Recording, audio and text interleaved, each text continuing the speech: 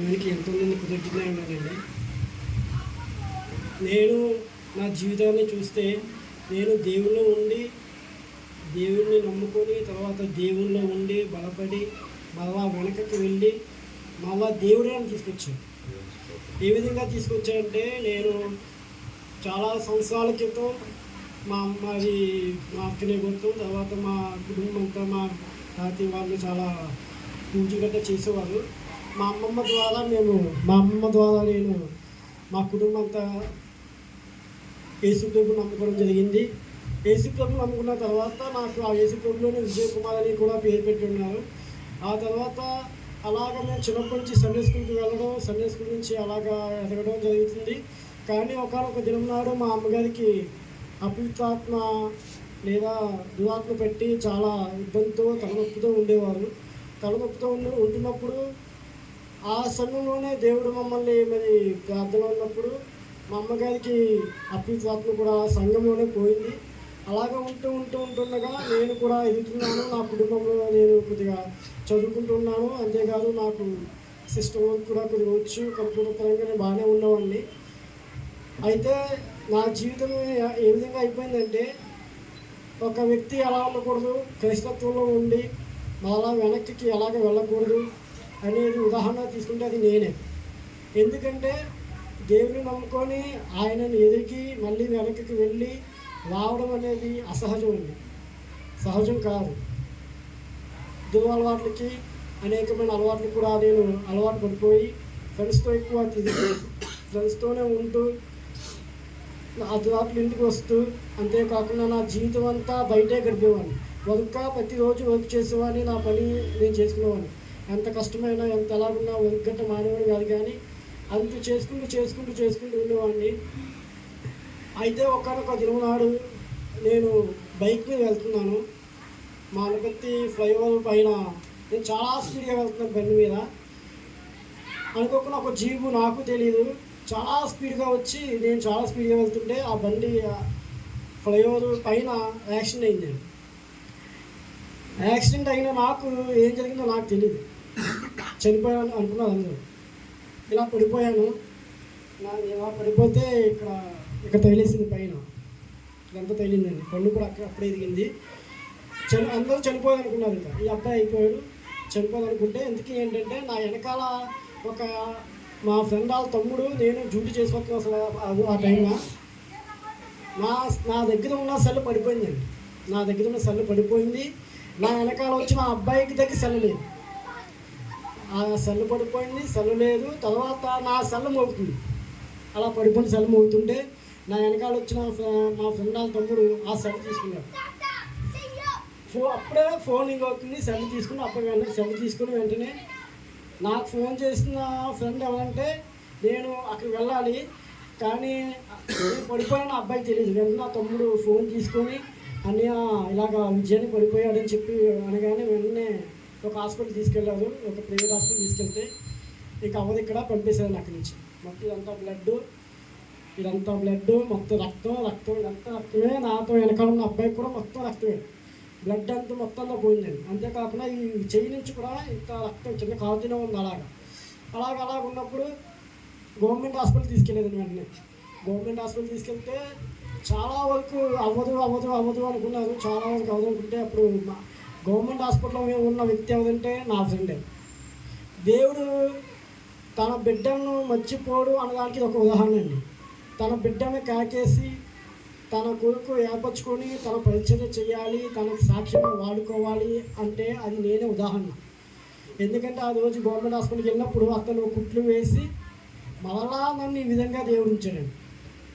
అలాగా ఆ యాక్సిడెంట్ అయిన తర్వాత నేను చనిపోయాను అనుకున్నారు అందరూ. కానీ ఆ టైంలో దేవుడు నన్ను కాపాడి మరలా లేపాడు. కానీ నా హృదయం ఇంకా మారలేదని అప్పటికి ఇంకా కఠినం అయిపోయింది. కొన్ని రోజులు ఇంటికాడ ఉన్నాను, కానీ మరలా బయట ఉన్నాను నేను. దేవుడిని ఇంకా మళ్ళీ సంఘానికి వచ్చేవాడిని కాదు, ఆదానికి వచ్చేవాడిని కాదు, బయట తిరిగేవాడిని, నా పని నేను చేసుకునేవాడిని. ఇలా జరుగుతుంది. అయితే నేను ఒక ఎగ్జామ్ రాశాను కొన్ని సంవత్సరాల క్రితం. సచివాలయం సంబంధించిన ఎగ్జామ్ రాశాను, గవర్నమెంట్ సంబంధించింది. రాస్తే అందులో ఒక బాధ ఏంటంటే నాకు జాబ్ వచ్చి నీకు జాబ్ రాదమ్మా, నువ్వు ఇక్కడ నీకు సంబంధించిన సర్టిఫికేట్లు కాదు, ఇది మీకు సంబంధించింది కాదని చెప్పి నన్ను జాబ్ వచ్చాక వెనక్కి పంపేశారండి. కాకినాడలో వెనక్కి పంపిస్తే ఆ తర్వాత నాకేం అర్థం లేదు. మా పెద్దనే నేను వస్తే నా కళ్ళంబట వర్షం వస్తుంది, అది నిజంగాను నా కళ్ళంబట నేను అలాగే వస్తాను, ఆగలేదు. దేవా ఆగలాగా ఒక గవర్నమెంట్ జాబ్ వచ్చింది, ఇలా జరిగిందండి, ఒక్క అడుగులో పోవడం ఏంటి, నేను కష్టపడి చదివి వచ్చిన జాబు డబ్బులు కట్టి రాలేదు, ఇలా జరిగింది ఏంటి ప్రభా అని చెప్పి మళ్ళీ వెనక్కి వచ్చేసి అలాగా ఉన్నాను. అయితే అలా జరుగుతుంది ఇంతలోకి యాక్షన్ జరగడం, ఇలాగ నేను ఉండడం చూస్తుంటే నాకేం అర్థమే కాదు. లోకంలో ఎలా ఉండేదంటే భ్రష్టత్వం అంటే ఏంటి, కఠినత్వం అంటే ఏంటి, ఉదయం మారకపోతే ఒక మనిషి మనశ్శాంతి లేకుండా ఎలా ఉంటాడు, ఆ బయట స్థితి అన్నీ అనుభవించానండి. కానీ నిజంగా చెప్తున్నాను, ఇప్పుడు ఎవరైనా మందు కానీ ఆల్కహాల్ కానీ ఏదైనా అలవాటు పడి ఉంటే నేను నిజంగా చెప్తున్నాను, నా యేసు దగ్గరికి వస్తే, నా యేసు ప్రభు దగ్గర వచ్చి మీరు కానీ ఉంటే మీలో ఉన్న భ్రష్టత్వమే కానీ ఏది కానీ దేవుడు తీసివేస్తాడండి. నిజంగా నేను చెప్తాను. మీరు ఎంతకాలము మీరు అనుకుంటారు ఏదో చెప్తున్నారు అనుకుంటారు, కానీ ఆ లోకంలో ఏమి ఉండదు. దేవుడు ఒకే ఒక మాట చెప్తున్నాడు నాకు, ఎప్పుడు ఒకటే జామ వస్తుంది. నా దైవజనులు కూడా చెప్తుంటారు, అయ్యే సుధాకర్, నీ కోసం లేదా నీ కుటుంబం కోసం దేవుడు నీ బయటికి రమ్మన్నాడు, కానీ ఆయన కోసం నేను బయటికి రమ్మట్లేదు కదా అని అనేకసార్లు వాక్యంలో చెప్పినాను. మన లాభం కోసమే దేవుడు చూస్తాడు, కానీ ఇప్పుడు అది మానేయడం వల్ల సేట్లు కానీ ఏదైనా మానేయడం అది మనకే కదా లాభం, దేవునికి కదా లాభం. దేవునికి మనం ఏమి ఇవ్వలేదు. నిజంగా చెప్తున్నాను, దేవుడికి నేనేమీ ఇవ్వలేదండి. దేవుడే నన్ను కాకేసి మరలా నాకు ఇచ్చాడు.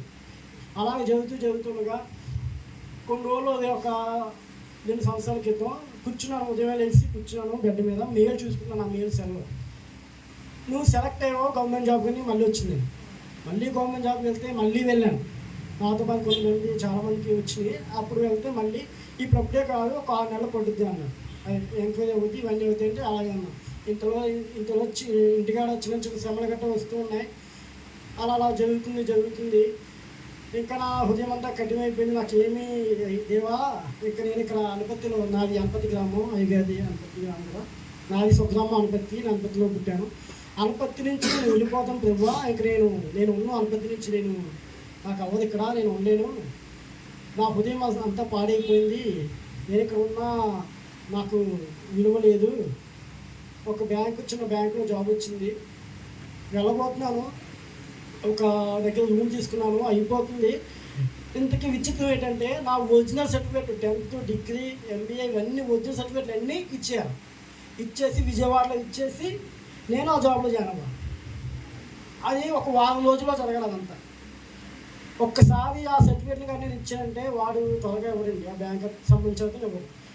నా ఆలోచన ఏంటి, వెళ్ళిపోతాం, జాబ్ ఇంకా రాదులే. ఇంకా ఇంతకీ విచిత్రం ఏంటంటే ఆ జాబ్ మీద నేను కేసు కూడా వేయలేదు, ఎవరో వేశాడు కేసు. దానివల్ల అనేక మంది జాబ్ వచ్చింది, అందులో నేను ఒకరిని. అలాగ అవుతుంటే సాయంత్రం 4ంటికండి నా ఫోన్ వచ్చింది కాకినాడ నుంచి, నువ్వు సెలెక్ట్ అయిపోయావు, అర్జెంట్గా సర్టిఫికేట్గా రా అన్నాడు. నేను 4ంటికే రూమ్ తీసుకున్నాను. అదే పూట అదే మధ్యాహ్నం ఆ పూట నేను రూమ్ అద్దెకి తీసుకొని తుడిసేసాం, అంత అయిపోయింది. ఇంకా రేపు నుంచి అక్కడే ఉండి అక్కడి నుంచి వెళ్ళిపోవాలి. ఇంటికాడ కూడా మా అమ్మ చాలా బాధతో, మా అమ్మగారిని మా నాన్నగారిని చాలా బాధ పెట్టాను. నేను మీ సంఘం ముందు మీ యొక్క అందరి నేను ఒప్పుకున్నది ఏంటంటే, నేను మా తల్లిదండ్రులని ఎంత సంతోషపరిచానో అంతకంటే ఎక్కువ బాధ పెట్టాను. అంత బాధ పెట్టానంటే మా అమ్మగారు ఒక మాట అన్నారు, చిన్న మాట, ఇంట్లోంచి వెళ్ళిపోరా, మాకు ఎందుకురా, నువ్వు ఎక్కడ ఉంటావు, ఇంట్లోంచి వెళ్ళిపోను అని అంటుంటే నేను దేవుడిని బయటకు వచ్చి మళ్ళా ఇలా వెళ్ళిపోయాను. నాకు కళ్ళంపల నీళ్ళు అర్ధరాత్రి మాటలు ఏడ్చేవాడిని. ఒక్కోసారి చాలా బాధగా ఉండేది. మా సహోదరులతో నేను ఎంతగానో ఇదిగా ఉండేవాడిని, నా కోసం ఇప్పుడు ప్రార్థన చేసేవాడు, ఒక్కసారి ఫోన్ చేసేవాడిని అయ్యగారికి. అలా జరుగుతున్నప్పుడు మా అమ్మగారు ఒక్కటే మాట అన్నారు, ఎప్పుడు కూడా మాట్లాడలేదు, ఇక్కడ ఎందుకుగా, ఇంకా నువ్వు నా వల్ల అవ్వదు, నువ్వు బయటికి వెళ్ళిపో అని మా అమ్మగారు కళ్ళంపట నీళ్ళు తెచ్చుకున్నారు. అంతేగాని మా నాన్నగారు ఒక మాట అన్నారు, నీ చదువు అంతా ఏమైపోయిందిరా, గంగలో పోసినట్టు అయిపోయిందా, ఎందుకురా ఇంత చదివించాను, కూలి పని చేసుకున్నావు, ఏ తాగుపడిన పెట్టినా సరిపోతును అనే మాటకి నాకు ఇంకా బాధేసింది. నీ చదువు అంతా ఎక్కడ పెట్టేసేవారా, అది చాలా బాధపడ్డారు, అయిపోయింది. అలా జరుగుతుంది. నా హృదయం కఠినంగానే ఉంది. అందులో ఏదైతే ఒప్పుకుంటున్నారో అలా జరుగుతుంది. ఆ రోజు మధ్యాహ్నం 4ంటికి జాబ్ మళ్ళీ ఒక ఆయన ఫోన్ చేస్తే ఫోన్ ఎత్తలేదు. నేను ఎవరో ఫోన్ చేస్తాను అంటున్నాను, మళ్ళా ఫోన్ చేస్తున్నాను 4 కాకినాడ అంతతో కాకినాడ కంటంలో గంటలు పడుతుంది. అక్కడ 6ంటికి నేను సర్టిఫికేట్ చెప్పాను. మళ్ళీ ఫోన్ ఎత్తాను, హలో ఎవరండి అంటే, అమ్మా ఫోన్ ఎత్తండి, కాకినాడ నుంచి మున్సిపల్ కార్పొరేషన్ నుంచి నీకు జాబ్ వచ్చింది, అర్జెంట్గా వచ్చి సర్టిఫికేట్ ఇవ్వా అన్నాడు. నా దగ్గర బండి లేదు, ఎందుకండి పెద్ద బండి ఉంది, పరిస్థితి మా ఫ్రెండ్ది. వెంటనే మళ్ళీ నాకు కంగారు వచ్చి మళ్ళీ ఆ ఇంటిని అక్కడ వదిలేసి మళ్ళీ అదే బండి వేసుకెళ్ళి అనపత్తి నుంచి మళ్ళీ ఆ ఊరు వచ్చి మళ్ళీ కాకినాడ వెళ్ళాము. కాకినాడ ఆయన అన్నాడు, నువ్వు 7ంటికి వచ్చినా పని నేను అక్కడ ఉంటాను అన్నాడు. హల్లెలూయా. నాకేం అర్థం అవట్లే, అది నిజమైనా కాదా ఏంటి నాకు అర్థం లేదు. తర్వాత అలా జరుగుతుంది. వెంటనే కాకినాడ వెళ్ళడం, సర్టిఫికేట్ వెరిఫికేషన్ వెళ్ళి మళ్ళా నాకు రాజమండ్రి మీద వెళ్ళిపో, జిల్లా మారుతుంది కదండి, రాజమండ్రి వెళ్ళి అక్కడ నీకు అక్కడ వెంటనే తర్వాత వెళ్ళు, నీకు అక్కడ వెరిఫికేషన్ అవుద్ది, అక్కడ జాయిన్ అయిపోవడం. మరుసటి రోజే జాయిన్ అయిపోవడం. మళ్ళీ ఇంకా వెంటనే నా దేవుడు నన్ను వదలలేదు అన్నానికి సాక్ష్యం ఏంటంటే ఇదే సాక్ష్యం అండి. ఒక్క అరగంట కానీ ఒక్క పూట కానీ నేను ఫోన్ ఎత్తకపోయినా ఏమి చెయ్యకపోయినా నా జాబ్ వచ్చింది కూడా కాదు. నా దేవుడు ఎందుకో నన్ను వదలలేదు. ఏంటి అసలు ఇంత ప్రేమ ఏంటిదేమో నీకు నా మీద, నేను ఎక్కడికో వెళ్ళిపోదాం అనుకున్నాను, మరలా నన్ను ఎందుకు తీసుకొచ్చావు అని చూస్తే ఇదిగో ఇలా సాక్షి ఇప్పించుకోవడానికి, హల్లెలూయా, ఇదిగో ఇలా చెప్పడానికి, ఇదిగో యేసయ్య చేశాడు, హల్లెలూయా. యేసు తప్ప ఇలాంటి కార్యాలు ఎవ్వరు చేయలేరు. యేసుగా ఇంకా చెప్తున్నాను, రాజులు కానీ అధికారులు కానీ పిఎం గారు కానీ ఎవరైనా సరే నీ ఇంటికి వచ్చి జాబ్ ఇవ్వరు. యేసయ్య తప్ప నీకు ఎవరు జాబ్ ఇవ్వరు, హల్లెలూయా. నీ చదువుకి దేవుడే, నీ చదువు కానీ లేదా నీ కష్టం కానీ లేదా నీ ఏది చేసినా యేసు ఇచ్చిన ఆశీర్వాదం చాలా ఉన్నతంగా ఉంటుంది. ఎందుకంటే నన్ను రాజమండ్రిలో మళ్ళీ జాబ్కి జాయిన్ చేసి ఇప్పుడు కూడా ఈ స్టిల్ నేను జాబ్ చేస్తానండి. తర్వాత అలాగ అవుతున్నప్పుడు జాబ్లో జాయిన్ అయ్యాను. జాయిన్ అయ్యాక మారలేదని జీవితం కూడా మారలే. 1 నెల అయింది. నెల అవుతుంటే అప్పుడు నా సహోదరికి వెళ్తుండేవాడిని, ప్రార్థన చేసేవారు, ఆరాధనలో ఉండేవాడిని. దేవుడు నాకు ఏదో చేశాడు, బండి వెళ్తూ వాక్యం పాటలు చెప్పుకుంటూ నేను వచ్చేవాడిని.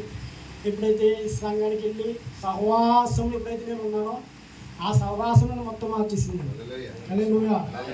జిల్మా పాస్టర్ గారితో, తర్వాత సుధాకర్ గారితో, తర్వాత మన ఐజియాతో, చక్రవర్తితో, వీళ్ళందరూ నాకు ఫ్రెండ్స్ అయిపోయారు. బయట ఫ్రెండ్స్ అంతా పోయినాను. ఇప్పుడు వచ్చిన బయట ఫ్రెండ్స్ ఎవరితోనే నేను స్నేహితులతో ఎవరితో కలవడం లేదు. ఈ యొక్క పరిచయంలో ఈ యొక్క సహవాసంతో ఎప్పుడైతే నేను వీళ్ళ దగ్గరికి వెళ్ళానో, వీళ్ళతో కలిశానో నా జీవితం మొత్తం మారిపోయింది.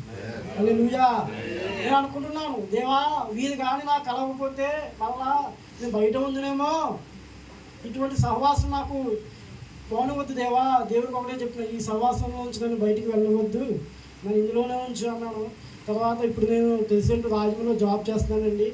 ఇదంతా చేసింది ఎవరంటే దేవాది దేవుడు, నా యేసు ప్రభు మాత్రమే చేశాను. అంతేకాదు పోయినసారి నాకు చాకలు వచ్చాను, ఇక్కడ మంచి కూటమి జరిగింది. అప్పుడు కూడా నేను ఇక్కడ వచ్చినాను, చాలా బాగుంది ఆ కూటమి, పిల్లలు బాగా వచ్చారు. దేవాని కృపణాయన అప్పుడే నాకు చాలా ఆనందం వేసింది, మళ్ళా నీ యొక్క సన్నిధానం. అందుకే నాకు ఇప్పుడు చాలా ఆనందం ఉంది. ఇక్కడ ఇంత ఆనందం నేను ఎప్పుడు పొందలేదు. ఇక్కడ అసలు మళ్ళా నా దేవుడు తీసుకొస్తాడు అని అనుకోలేదు. మరొకసారి చెప్తున్నాను, మన దేవుడైన యేసు ప్రభు మీరు ఎంత ఎలాగున్నా, ఎక్కడ ఉన్నా, అగాధంలో ఉన్నా, గాఢంలో ఉన్నా, లేకపోతే చెత్త కుప్పలో ఉన్నా, నేను ఎక్కడ నువ్వు అంటే మది చెట్టు కింద కూర్చొని స్నేహితులతో కూర్చొని నువ్వు బయట ఎక్కడ తిరిగిపోను కాదు, వాళ్ళతోనే స్నేహం, నా పని చేసుకోవడం, మళ్ళీ అక్కడికి వెళ్ళిపోవడం, ఒక దురాత్మ పట్టిన వాడిలాగా అక్కడే ఉండేవాళ్ళు. ఏంటి నువ్వు ఇంత టాలెంటెడ్ లేదా ఇంత చదువుకున్నావు లేదా ఇలా అనేవారు అందరూ. ఏముంది నేను తీసుకొచ్చి నీ యొక్క సంఘంలో కానీ లేకపోతే అదే ఇక్కడ నేను కొట్టి తిట్టి తీసుకొచ్చి వాడు ఎవరో తెలుసా, మన యేసు మాత్రమే. నిన్ను కొడతాడు, తిడతాడు, ఏది చేసినా సరే మళ్ళా ఆయన ఒడిలో తీసుకొస్తాడు.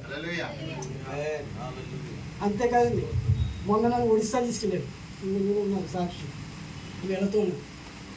అంత గొప్ప కాదు, నాకు అర్థం లేదు. దేవా నేను పక్క రాష్ట్రం నా చిన్నప్పటి నుంచి ఇప్పుడు చేయలేదు, మళ్ళా నేను ఎక్కడో పెంట కుప్పలో ఉండేవాడిని, ఆ పెంట కుప్ప నుంచి తీసుకొచ్చి నన్ను శుభ్రంగా మార్చేసి కడిగి మరలా నన్ను ఇంత పరిశుద్ధతతో నన్ను సహవాసము నువ్వు ఇలా తీసుకొచ్చావు దేవా. నీ యొక్క సంతోషము, నీ యొక్క ఆనందము, నీ ప్రేమను, నీ కృపను నేను ఎలా వివరించగలను అని ప్రతిరోజు చెప్పుకుంటూ ఉంటున్నాను.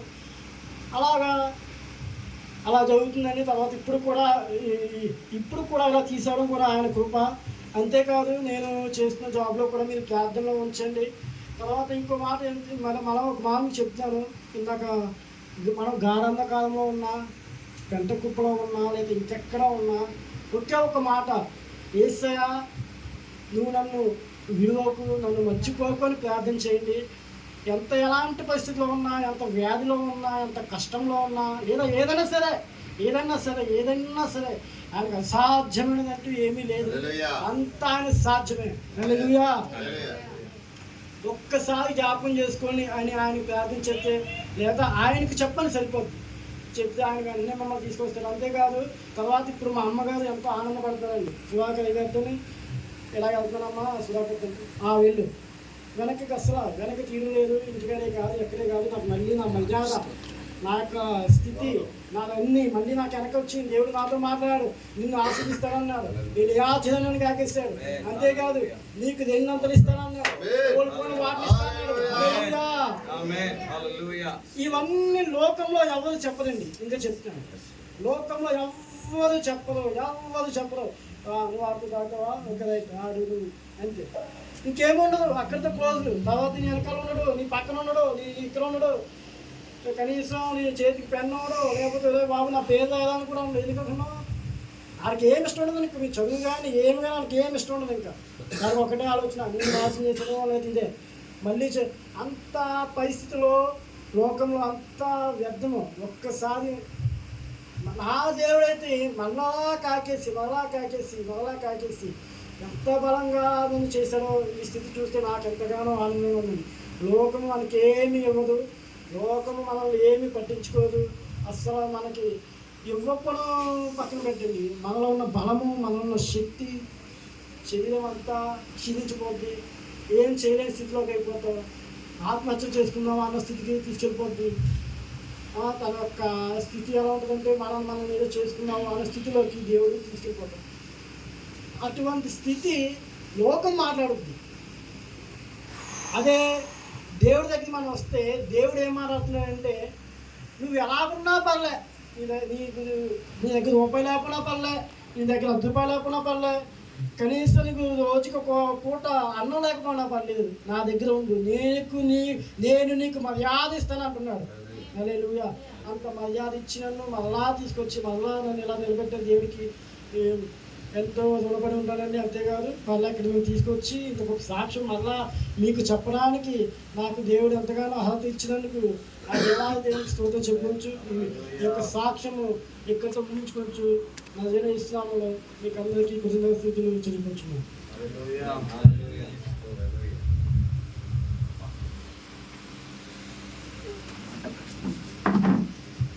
మన ప్రభు